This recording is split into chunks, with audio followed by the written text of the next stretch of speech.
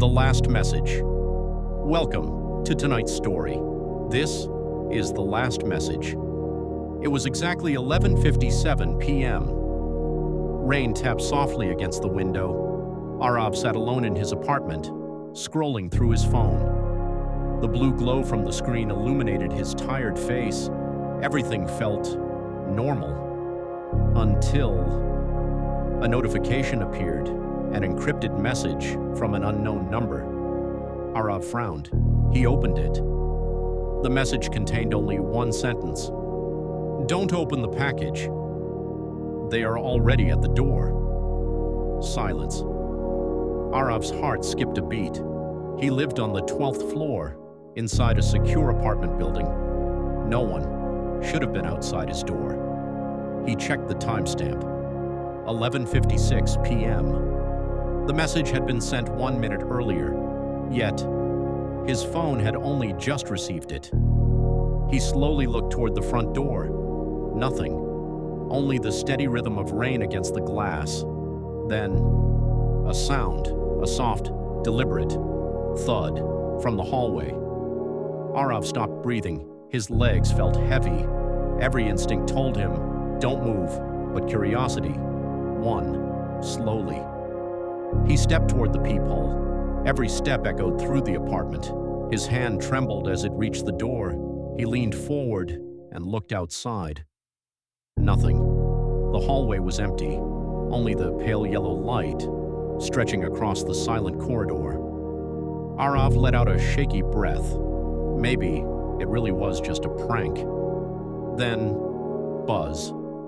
His phone vibrated again. He picked it up.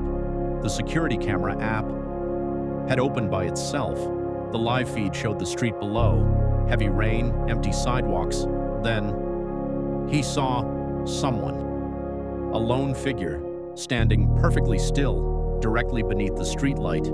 Not moving, not blinking, just watching. The figure slowly lifted one hand and pointed straight at Aarav's apartment. His blood turned cold. The phone slipped from his fingers. It hit the carpet with a dull thud. The screen cracked, but the message was still there. They are already at the door. Aarav stumbled into the basement. His lungs burned. Every breath felt heavier than the last. He had raced down 5 flights of stairs, barely stopping, barely thinking. He ducked behind a massive ventilation unit, holding his breath, listening. Nothing. No footsteps, no voices. Only silence. A silence so deep, it almost had a sound of its own. For the first time, a terrifying thought crossed his mind.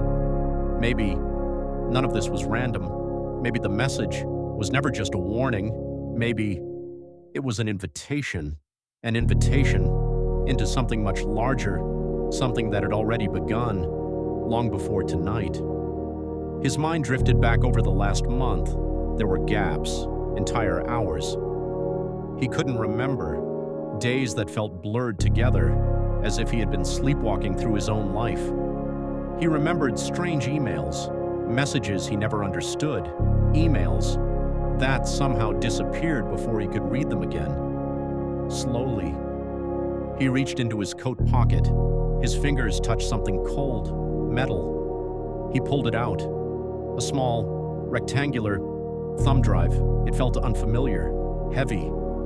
Its surface carried a strange symbol, an eye, hidden inside a gear. He stared at it. His breathing slowed. He knew one thing. He had never seen it before. He never placed it in his pocket. Someone else had. Aarav slowly stood. His body was old, but strangely steady. He looked at the woman. Then, at the world collapsing around him. Walls dissolved into streams of glowing code. The floor beneath his feet shimmered, as though reality itself had become unstable. Then, the truth finally revealed itself. The thumb drive was never ordinary. It wasn't just a storage device. It was a quantum key. The moment he connected it to the building's network, he had unknowingly linked his own consciousness to the heart of the entire system. Everything Every message, every chase, every impossible event had been leading to this moment. Aarav closed his eyes, then slowly opened them again, this time without fear. A quiet smile appeared across his face. He looked directly at the woman. His voice was rough, weak from decades of silence, yet filled with certainty. "You think you're in control?" He paused. "But you're not the ones running the simulation." The room trembled. The walls stopped flickering. Instead, they transformed. Concrete disappeared.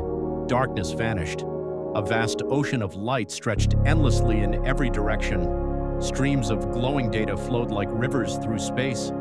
Millions of symbols, floating, moving, alive. Aarav wasn't standing inside a laboratory anymore. He had reached the core of the quantum signal. The woman took a step backward for the first time. Her expression changed. Confusion, then fear.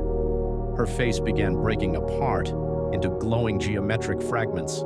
The system had recognized its true administrator, and it wasn't her. Everything began to fold. Reality twisted like paper. Time itself started collapsing inward. Aarav finally understood. His life was never a straight line. It was a loop, a perfect, endless loop. Every death, every escape, every failure had happened before, again and again and again. Each time the simulation restarted, his memories disappeared, but the data remained. The experiment continued, waiting, watching, learning from him. Slowly, Aarav reached forward. Before him floated a glowing stream of light. It wasn't just energy, it was his entire life. Every memory, every decision, every mistake. He didn't destroy it, he didn't erase it. Instead, he rewrote it. One small change, one final command. The explosion would never happen again.